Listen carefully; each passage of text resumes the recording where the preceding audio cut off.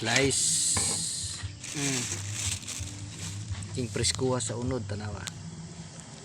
Unod. Ay pang sabaw gid man kay ko. Unod, bukog. Pagkaon sa tao. Oh, di ba? Dili pa rin atong mga kwan Nay, di ka bait nay. inig-slice nimo mga dugmok na. Kay tungod dili na presko.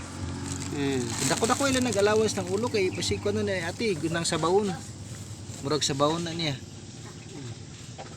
Kay pagsabaw mo ginang ulo gyud. Anang unod, pamprito.